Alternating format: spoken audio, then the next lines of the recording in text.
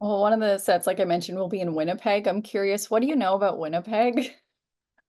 Well, I used to spend a crazy amount of time in Winnipeg because the club there used to book you for 2 full weeks, which is kind of unheard of in most stand-up. So I would get the offer, and I was actually always elated to get the offer because just getting back-to-back weeks of work when you're like a developing headliner just meant you had like a little bit of job security. So it was kind of exciting. And the work weeks were long. You would go on a Tuesday, and that would be the first show, and you'd perform every night through Saturday, and then you'd have Sunday, Monday off, and you do it again the second week. I would always go in February though. So it was pretty brutal. But the people were always very nice. The club was fantastic. It's was a Rumors Comedy Club, um, and yeah, I would go out on Burrard. No, is that? I'm thinking of Vancouver now. What street would I go out on in? I don't remember the name of the street, but people were really kind. Like they were good audiences. So I built up a fun relationship there. I mean, I bombed really hard there once, but like that was also part of my story. Um, yeah, I mean, I've always enjoyed going to Winnipeg. Last time I went, I did a casino gig there. I know it gets super cold, but it's summertime, so it'll be fun. Yeah, get ready for the mosquitoes. But yeah, we're so excited to have you for these different sets across Canada. But you just played a huge show in Tampa, and I'm curious. I saw a photo of a sand sculpture of you. Have Yeah, you ever had a sand sculpture before? And what were your thoughts on that particular one? I think there was one other time, but that one was really intricate, and it is kind of mind blowing. I mean, I like art. I like watching. I like going to see paintings and art, and you can't help to you walk up on this guy as he's doing it. So it does kind of blow your mind that you're seeing him do it in the moment. He's referencing a photo, and he's using like different tools to shape the sand. It's super impressive, and then you feel like you're some type like you're a dictator, like like you're so full, like I didn't request this, man. An image of me as people walk in sand, but you realize that must be how they feel because it does kind of fill you up. We'll see what happens in Canada. It might be like a sculpture made of moose antlers or something like that when you go to the Yeah. different venues. But they handed you a jersey, obviously the Tampa Bay Lightning with your last name. I'm curious, how many venues are giving you, like, I know you're a big sports guy, and like, what do you do with them all? Too many. It's a problem. And I guess like it's kind of rude to say, don't give me this because they always do it like a presentation. Like they're like, hey, can like the general manager of the venue and like the entertainment director, and can they all come in? And you're like, okay. And then they hand you a jersey it's a pro jersey. It's not like some, like watered down version that's cheap. It's like a high level, but then you're like, you get home and you're like, I'm not gonna walk around with this thing on. So you hang them up, and then you do like a tour, and you realize you like half your closet is jerseys from every team with your name on it. So you look like some psycho fan. Yeah, it's bizarre. I don't know what to do. I ended up taking them out of the closet because I'm like, this is just taking up space, and I'm never going to wear this. And you always tell yourself, because you just make this up to yourself. I'm like, oh, one day I'll either want to have these framed on display somewhere, or like my kids will be like, oh, that's cool. And I don't know. Maybe that's a huge lie. I don't know. Or the thing is, now we know that you specifically asked for people to make sandcasts or sculptures of your face, and they have to give you a jersey. So everyone Please. take note of this. I want to see something in marble too. I mean, sand is impressive, but marble would be a lot more. I also want to apologize to all your viewers for wearing a tank top. I did not realize this was a video interview, and I'm going to the gym right after this. Yeah, honestly, you're putting out vibes right now. So Am no, I? You're calling me a hoe? I call it like I see it, buddy. Yeah, it's No. fair. But in all reality, so I think you know this. I know you're humble and you're nice, but like You're one of the kings of comedy right now. You're one of the biggest comedians in the world. But anyone that's listened to your podcast, you've talked about audition stories that make me like thankful that you continued to go with your journey. Do you still have to audition? Yeah, I mean, well, you get both things. So you get offers, which is always what you always dream of, where they just go, "Hey, you have an offer. This production is has this show or this movie, and they're offering you this role," and you're like, "Oh my God, this is incredible." Um, but yeah, then there's like, yeah, I just did I just did a couple auditions last month for a couple big shows. You know, you get you. The funny thing is, you go. I think you go through this thing where when you first start, you're very excited to. Oh my God, I get to audition for something. Then you get to the point where you resent auditioning and the process, and then something happens where it kind of like swings back. Where for some reason, if it's something I find interesting, like if I go, oh, this looks really good, then I go, oh, I want to audition for that. So it's a full thing. But yeah, there's been some horrific ones. I was just telling the story to somebody of how, I don't know what the channel would be in Canada, but they used to have these like soft core, um, like, like sex themed, movies that were like real cheesy, and they would have nudity, and then they would have what's it called? Like it's like implied sex. So like the people are not, and you can tell they're not, but they're going through the motions like they're doing it. it's it's terrible.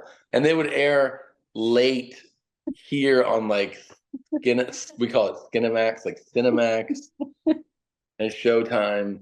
And they were really bad movies, right? Like they were real cheesy. They looked like they were made for like $100. And so I got an audition. I forget how I get this, and I'm like 22 years old.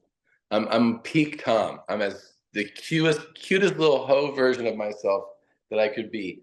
And so I show up, and it's an audition, and it says FBI agent, and I'm like, okay, cool. I can audition for this. And I walk into this room. This guy's like, "Oh," he looks at my headshot. He goes, "Oh, you actually look like your headshot. That's good." And I go, "Oh, cool. I don't even know what that means." And then he's like, "Okay," and we run through the audition. And then he's like, "So you're doing the FBI role?" And I go, "Yeah, if that's what I was told to read for." And he goes, "We have another role." And then he goes, "And then you could have sex with her." And he holds up a nude photo of a woman. And I was like, "What?"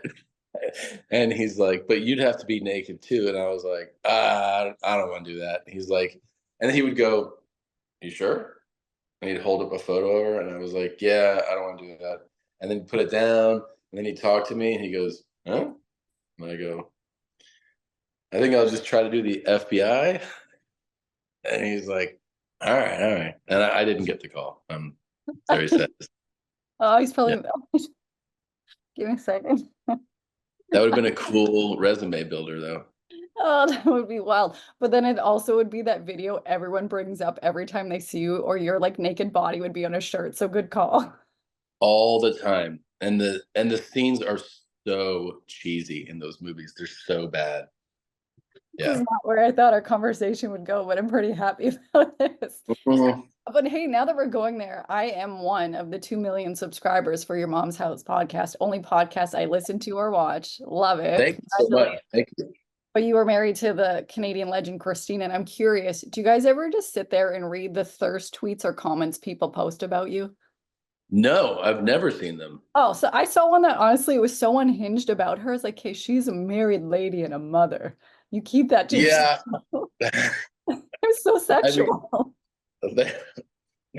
I mean, that's probably a little bit of our fault, being that our topics are pretty encouraging in that department. But no, I've never seen. I don't read thirst comments. I'm sure that people say wild stuff about her.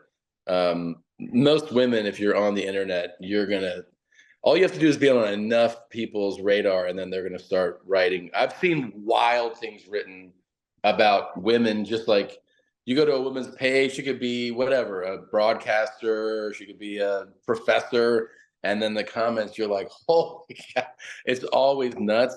So yeah, no, I'm sure they write pretty crazy things about her, but you can fill me in. What are they writing? Oh, I had to look up what the term Eiffel Tower was. Do you know what that is? Yeah. They wanted to Eiffel Tower her with you, and that would be their dream. And I'm like, holy. Won't somebody please think of the children? You mentioned earlier about bombing on stage once in Winnipeg. This week, All-Star game happening for MLB, where I don't know if you saw the home derby national anthem performed. Did you by chance see this? Was this the Blonde girl. and this was the U.S. national anthem that Yeah. the people are saying is the worst one ever? Yeah.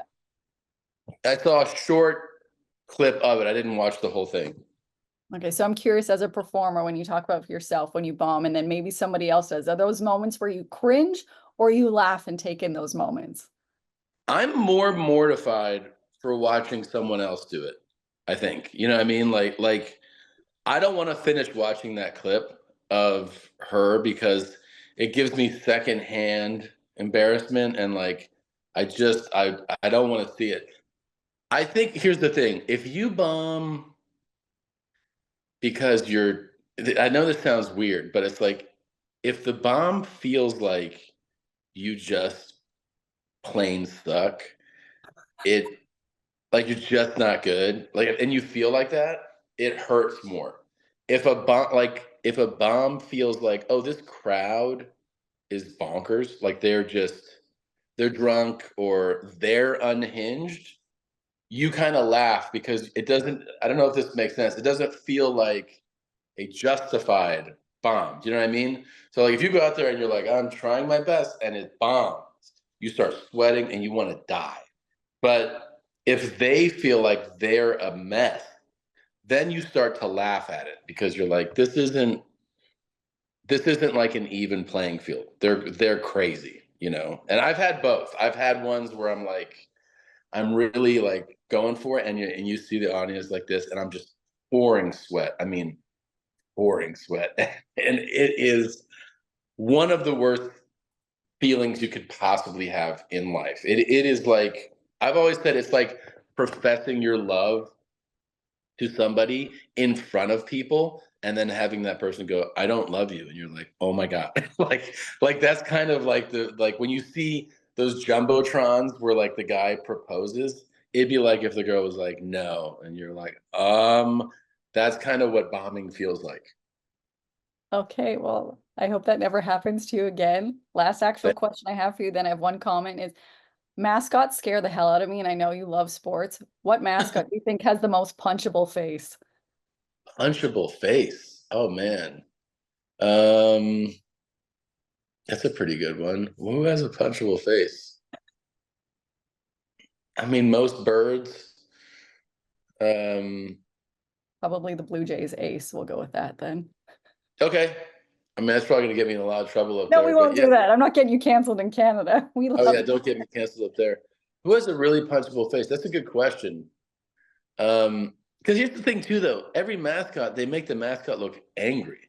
Mhm. So, like, the Georgia Bulldogs, you're like, oh, a puppy? It doesn't look like a puppy. It looks like a ravenous rabbit. Like, it looks like a crazed animal. So they all kind of feel like you want to. Oh, I know. What's that one, man? It's like it has like it's like human features. It's like a big cartoon looking. Now you're gonna make me look it up. right now. Hold on. Like, which This sport are we in right now? Oh, Shelby just said Gritty. Gritty is not a punchable person mascot. You take that back, Shelby. Hold on. Punch her for saying that. A few moments later. I'm just trying to find what I'm looking for here. I want to go all out, put on my dad glasses. Oh, and you got the gun show out. Wow, viewers are gonna love this. Oh man, I don't know about that. Um, like this, should I stay flipped? Okay. Okay.